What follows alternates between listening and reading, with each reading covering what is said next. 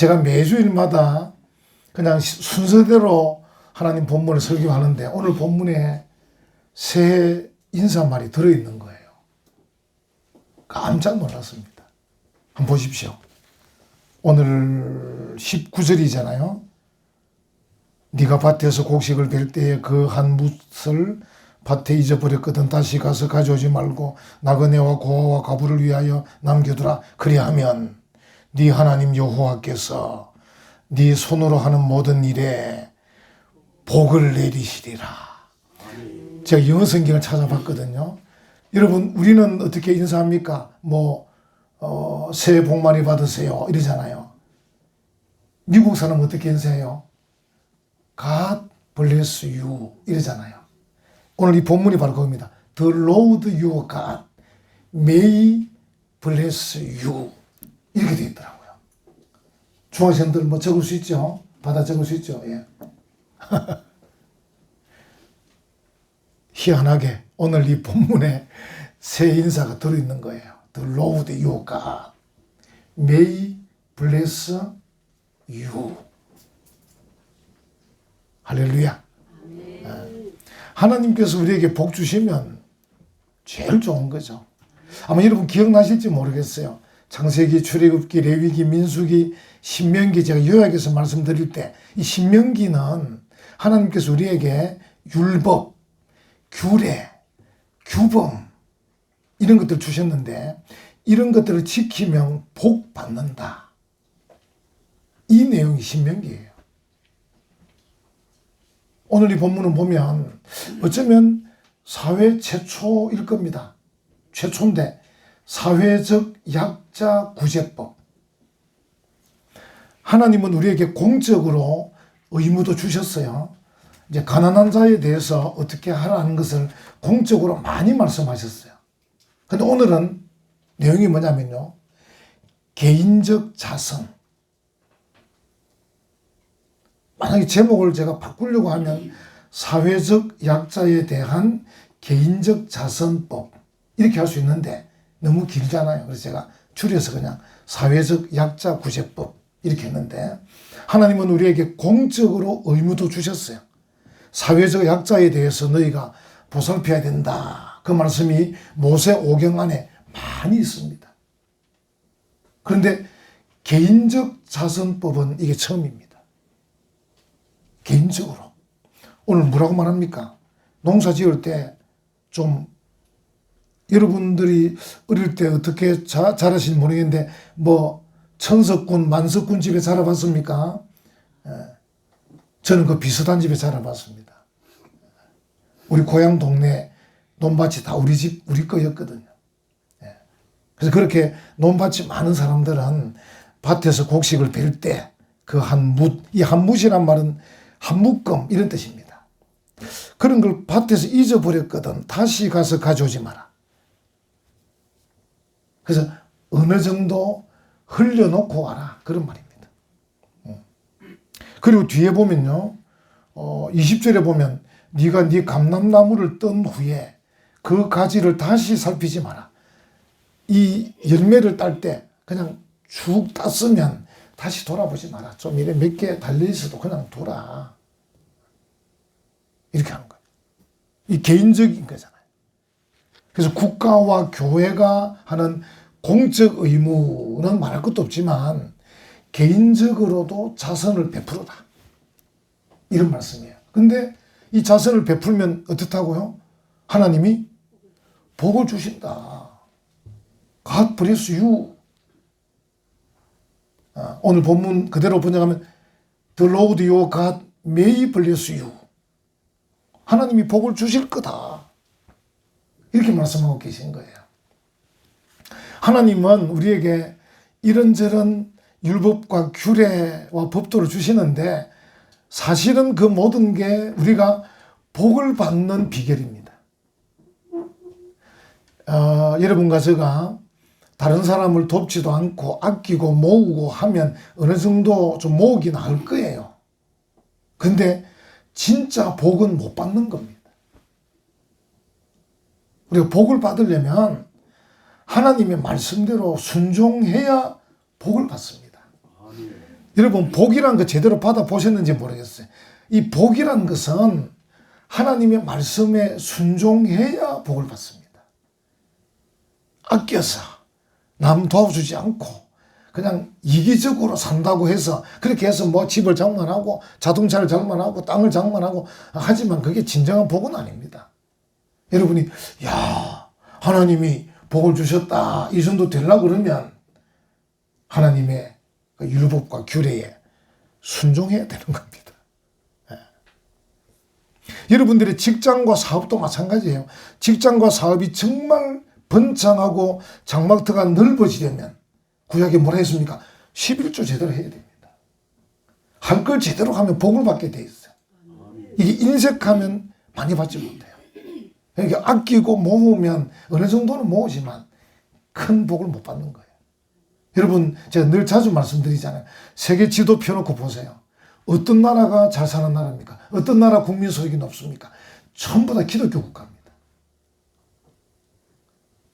하나님의 말씀에 순종하려고 하는 나라들이 다 부자 나라들입니다. 우리 이제 전영환 목사님 큰아드님이 이제 프랑스로 돌아가셨는데 이 전도신 교수도 프랑스 유학 갔잖아요. 프랑스. 유럽의 나라들 대부분은 학비가 없습니다. 대학에. 한국 사람이 와도 공짜로 해줍니다. 문제는 이제 언어 시험에 통과해야 됩니다. 무조건 해주는 건 아니고. 영국은 좀 회비를 많이 받습니다. 등록금은. 근데 영국을 제외한 다른 기독교 국가들은 등록금이 없습니다.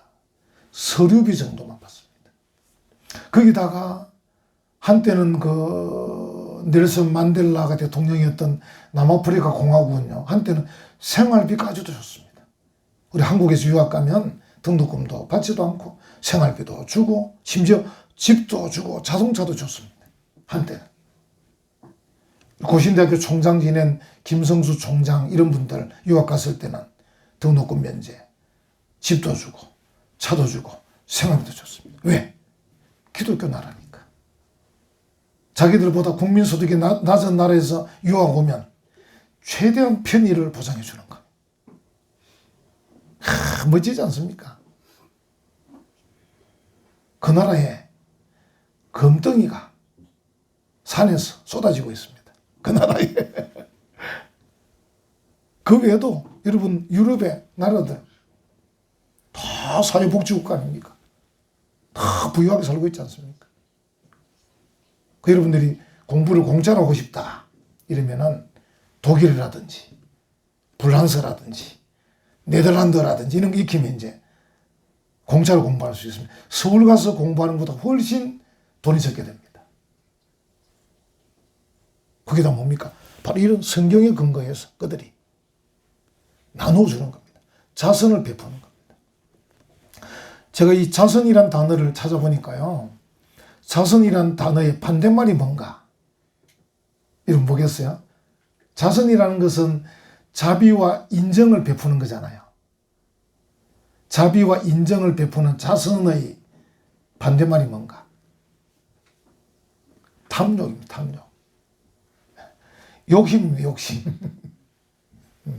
그래서 우리가 욕심을 부릴 거냐 인정을 베풀 거냐 한번 생각해 봄지가 그런 단어입니다. 그래서 이제 자선 구제 같은 의미지 않습니까? 그래서 조금 이제 좀 큰 의미로는 구제법이고 조금 개인적인 의미는 자선인데 우리가 자선을 베푼다. 여러분 성탄절을 전후해서 길거리에 구세군에서 하는 냄비가 무슨 냄비죠? 자선 냄비 아닙니까? 그건 공적인 게 아니거든. 그냥 개인적으로 지나가다가 주머니에서 돈을 넣는 거니까 이 개인적 자선이거든. 그래서 자선 냄비입니다. 근데 교회가 하는 것은 뭡니까? 구제입니다. 공적인 거니까. 그래서 구제와 자선이 의미는 같은 거지만 의미는 같은 거지만 단어를 다르게 쓰고 있는데 공적인 의무, 개인적인 자선 이렇게 생각하면 될 것 같아요.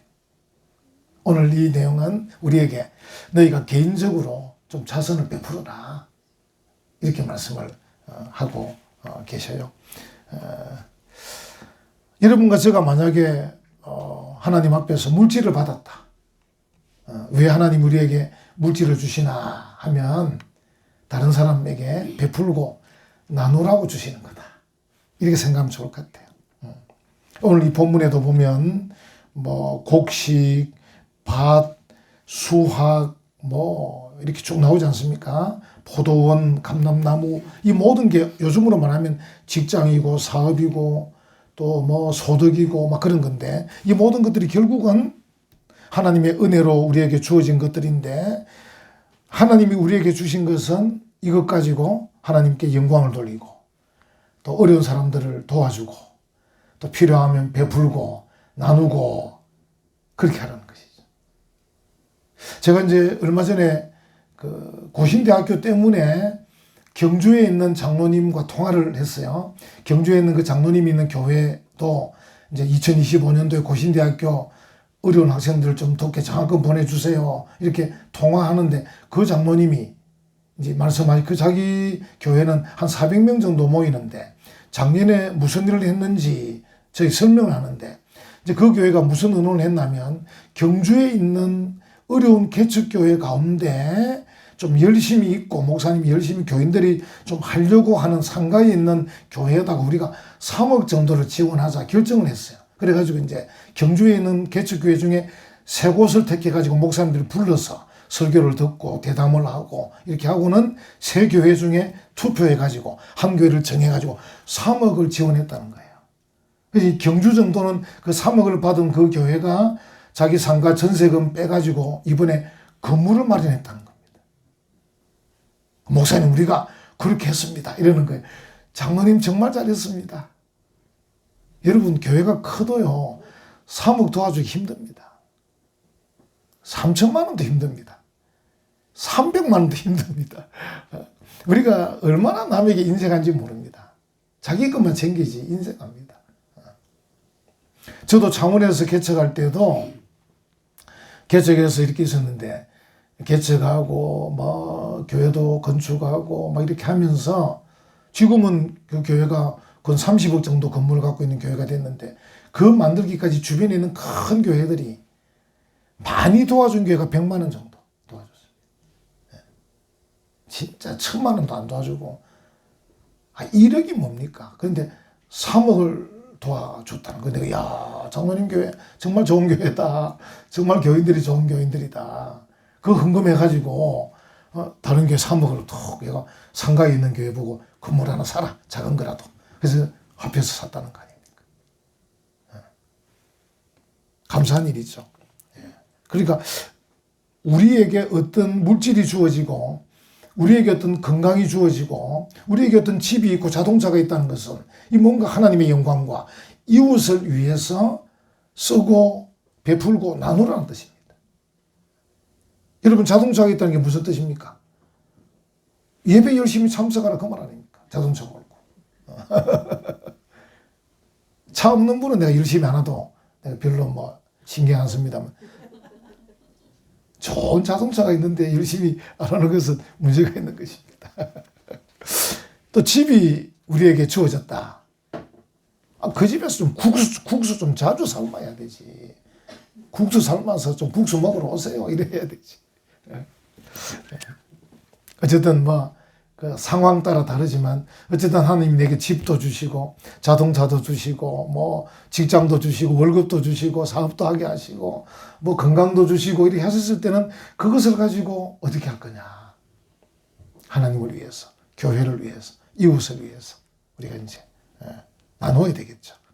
그래서 하나님께서 우리에게 그렇게 말씀하셨는데 여기 중요한 말씀이 뭐냐면 22절 한번 보십시오. 마지막에 22절. 너는 애굽 땅에서 종되었던 것을 기억하라. 이러므로 내가 네게 이 일을 행하라 명령하노라. 그러니까 네가 애굽 땅에서 종되었다가 해방되었지 않느냐. 지금 이스라엘 백성들은 지금은 종은 아니고 해방되었는데 우리가 옛날에 애굽 땅에서 종이었는데 하나님께서 우리를 해방시켜 주셨다. 여러분 우리에게 주어지는 이런 기억들 경험들, 역사 이런 것들이 결국은 우리로 하여금 사랑을 베풀도록 자선을 베풀도록 구제하도록 만드는 것이 돼야 되는 것이죠. 근데 이제 대부분의 사람은 반대로 많이 해요. 내가 어렵게 살았어요. 그래서 잘 못 써. 가지고만 있는 거야. 아까워서 못 쓰는 거야. 또 예를 들어서 이런 생각도 나더라고. 시어머니, 여기 시어머니 많이 계신데 좀 이해하고 들으셔요. 시어머니가 좀, 뭐라 그래야 됩니까? 독한 시어머니라. 그래서 며느리를 구박을 많이 해. 그래서 이제 구박받는 며느리가 생각할 때, 야, 내가 다음에 시어머니 되면 며느리한테 잘해야지. 이렇게 생각해 놓고는 자기가 이제 시어머니 되면 뭡니까? 자기가 며느리 때 당한 게 너무 아까워가지고 자기도 며느리를 구박하는 거예요. 요즘 그런 시어머니 없긴 없습니다만은, 이제 이게 무슨 얘기냐면, 자기가 경험한 것들이 이렇게 좋게 나타나야 되는데, 내가 어려움을 당했기 때문에 너도 어려움 당해봐라. 제가 이제 군에 갔을 때 군인들이 그렇게 하더라고요. 요즘은 그렇지 않을 겁니다. 군인들이 이제 이 고참들이 있는데, 병장들이 이등병, 일등병을 괴롭히는 거야. 근데 내가 물어봤어. 왜 괴롭히냐 물으니까, 소대장님, 우리도 이등병, 일등병 때 많이 당했습니다. 이러는 거예요. 그러니까 자기들이 이등병, 일등병 때 많이 당했다고 자기들이 이제 병장이 돼서 또 괴롭히는 거야. 그래, 이 사람아, 반대로 생각해야지. 야, 내가 이등병, 일등병 때는 많이 괴롭힘을 당했지만 내가 이제 병장이 됐으니까 내가 좀 사랑을 베풀어야 되겠다. 이래야 안 되겠나. 그게 안 됩니다. 당한 게 너무 억울해가지고. 이러는 거예요. 여러분, 우리가 경험한 것, 역사적인 이 사실들을 오늘 현재 어떻게 적용하느냐가 중요해요. 좋게 적용해야 돼요. 그래서 이제 내가 어렵게 살아서 이렇게 부자가 됐어요. 그래서 나는 아까워서 못 쓴다. 너희들도 고생하면서 돈 벌어라. 이렇게 하지 말고 나는 고생하면서 이렇게 돈을 모았지만 너희들 잃었을 때 필요한 거 내가 좀 자금을 줄게. 뭐가 필요하노? 전세에 살고 있는 사람 같으면 집을 살라 그러면 집 사는데 보태줄게. 자동차를 이제 아주 오래돼서 바꾸려면 뭐가 필요하노? 돈 좀 보태줄게. 이렇게 해야 된다. 별로 좀 뜨뜨름한 표정이신데 하나님께서 우리에게 말씀하신 게 그런 뜻입니다. 너희가 사회적 약자에 대해서 자선을 베풀어라. 베푸는데 한번 생각해 봐라. 너희가 애굽 땅에서 종되어서 고생할 때 하나님께서 너희들을 해방시켜 주셨지 않느냐. 그리고 또 가나안 땅에 들어가게 하실 거지 않느냐. 하나님께서 은혜와 복을 주셨다면 너희들은 또 어려운 사람들에게 너희가 받은 은혜와 복을 나누어 줘야 되지 않겠느냐. 이제 이런 말씀입니다. 그래서 이제 어떤 여러분이 경험한 것들이 이렇게 악순환이 되지 않도록 선순환이 되도록, 내가 경험한 것 때문에 너도 고생해라가 아니고 나는 고생했지만 너희들은 내가 도와줄게. 훨씬 더 잘 살도록 해줄게. 이렇게 해야 된다는 겁니다. 그래서 여러분들이 이제 그게 여러분 자녀들에게 그렇게 하실 거 아니에요. 근데 자녀들에게만 하면 그거는 자선이 아니고 구제도 아닙니다. 적어도 다른 사람에게 해야 그게 자선이고 구제입니다. 자기 자녀에게 하는 것은 뭐 자기 집안인데 그거는 자선이 아닙니다. 그래서 너무 자녀에게만 하지 말고 다른 사람에게도 해야 합니다. 하나님은 사람을 차별하지 않으셔요. 하나님은 민족도 차별하지 않으셔요. 신명기 10장 17절부터 19절에 보면 고아와 과부를 위하여 정의를 행하시며 나그네를 사랑하여 그에게 떡과 옷을 주시나니 너희는 나그네를 사랑하라. 전에 너희도 애굽 땅에서 나그네 되었음이니라. 하나님의 명령입니다. 마태복음 10장 8절에 오면 예수님께서 말씀하시기를 너희가 거저 받았으니 거저 주어라. 우리가 하나님께 은혜를 받고 구원을 받았다. 거저 받은 것 거저 줘라. 이렇게 하는 거예요. 거저 받았으니 거저 줘라. 우리가 이제 어떤 것을 줄 때는 꼭 내가 다시 받아야지 이런 생각도 할 수 있겠지만 그리스도인들은 가능하면 거저 주는 방향으로 하는 게 좋습니다. 그래서 우리가 다른 사람에게 은혜를 베풀 때는 그냥 베푼 것으로 끝나면 됩니다. 기억을 하지 마시고 그냥 은혜를 베푸는 것으로. 우리 하나님이 그러신 분이에요. 우리 하나님이 기억도 안 하셔요. 우리의 죄를 용서하시고도 기억도 안 하시고 우리에게 은혜를 베푸시고도 기억도 안 하셔요. 그래서 우리는 하나님께 받은 것은 금방 잊어버리고 다른 사람들에게 도움받은 것은 금방 잊어버리고 내가 남에게 도와준 것은 꼭 기억했다가 꼭 받으려고 하는 것입니다. 이걸 반대로 해야 돼, 반대로. 그래서 하나님께 받고 다른 사람이 받은 것은 기억을 다 하시고 남에게 도와준 것은 기억하지 마시고. 여러분, 근데 이게 손해보는 장사가 아니라니까요. 하나님의 말씀의 원리는 이것이 복받는 비결이에요. 하나님이 복을 주시리라. May bless you. 하나님이 복을 주시리라. 하나님이 계속해서 복을 주신다고 하지 않습니까? 계속해서. 이 이제 새 표어가 우리 지난 신명기 20장 설교한 건데 하나님과 함께 담대하게. 이때도 하나님께서 뭐라고 합니까? 가나안 땅과 전쟁할 때 적군이 말도 많고 병거도 많고 군사도 많고 할지라도 너는 두려워하지 마라. 내가 너희와 함께 하겠다. 이때도 May with you 함께 하겠다. 그래서 우리가 할 일은 담대하게. 이래서 제가 올해 표어는 하나님과 함께 담대하게 이렇게 잡았습니다. 그래서 우리가 하나님이 이 말씀을 기억하시면 좋겠어요. 그래서 이제 혹 여러분 중에 이삭을 줍고 또 가지에 있는 남은 열매를 또 받아가야 될 만한 어려운 입장에 있다면 언제든지 도움을 받으십시오. 도움을 받으시면 됩니다. 도움을 받으시고 그리고 또 반대로 내가 도와줄 만한 입장이면 도와주십시오. 그래서 도움을 받을 만하면 도움 받으시고 도울 만한 입장이면 도우시고 이것도 저것도 아닌 이기적인 삶은 안 됩니다. 이 그리스도인은 그런 삶을 살면 안 됩니다. 나만 잘 살면 되지. 이거는 그리스도인이 아닙니다. 예수님께서 만약에 그리하셨다면 우리가 어떻게 구원받겠습니까? 하나님께서 만약에 그리하셨다면 우리가 어떻게 하나님의 은혜와 사랑을 받겠습니까? 하나님께서 우리 같은 사람까지도 다 베풀어 주시니까 구원받고 은혜 받은 거기 때문에. 그래서 여러분, 그리스도인들은 믿음이 자랄수록 이기적이 되면 안 됩니다. 그래서 우리가 하나님 중심, 교회 중심 막 이렇게 이 중심을 통해서 교제하고 코이노니아 교제하고 사랑하고 필요하면 선교하고 구제하고 장학사업하고 이렇게 하는 겁니다.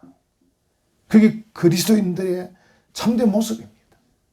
그냥 나만, 우리 집만, 우리 아이들만 이렇게 사는 것은 참 아까운 인생인데 그렇게 살도 죽을 겁니까 우리가? 적어도 복을 넓혀서 하나님을 위해서, 이웃을 위해서 그렇게 살아야 됩니다. 그래서 어쨌든 도움도 받으시고 또 도와주기도 하고 그렇게 하시면 좋겠습니다. 오늘날 우리가 사회적 약자는 오늘 본문에 나와 있는 이런 또 뭐 고아, 과부, 객일 수도 있고요. 뭐 당연하죠. 어려우면. 또 거기다가 오늘날 같으면 뭐 우리 시대면 탈북자들, 또 외국인 근로자들, 또 입양 갔다가 돌아온 사람들, 뭐 그런 분도 또 사회 약자겠죠. 또 교회로 말하면 개척교회가 또 약자겠죠. 개척교회가. 또 만약에 여러분 자신을 내가 어떤 뭐 돈이나 떠나서 나 자신을 나누고 싶을 때는 교회를 선택할 때는 어쨌든 우리 교회보다 더 작은 교회라고 하면 됩니다. 그 여러분 자신을 나누는 겁니다. 근데 기독교인들이 우리 교회보다 큰 교회라고 하는 것은 비기독교적입니다. 그 성경의 가치관과 다른 겁니다. 세상적 자본주의적 가치관입니다. 어쨌든 기독교는 낮은 곳으로. 여러분 물이 낮은 곳으로 흐르잖아요. 사랑이 뭡니까? 내리사랑이잖아요. 올라간 사랑이 어디 있습니까? 많은데 뭐하러 보태주러 갈 겁니까? 없는 곳으로, 모자란 곳으로, 좁은 문으로, 좁은 길로 가야 하는 것입니다. 그게 하나님이 원하시는 구제 자선법입니다. 하나님의 은혜를 받은 우리 모두가 하나님의 말씀을 따라서 우리 주변에 구제 자선 잘 하셔서 하나님의 복을 받는 올 한 해 오히려 여러분은 나눈 것 같은데 실제로는 복을 받는 복된 한 해 되시기를 간절히 축원합니다. 아멘.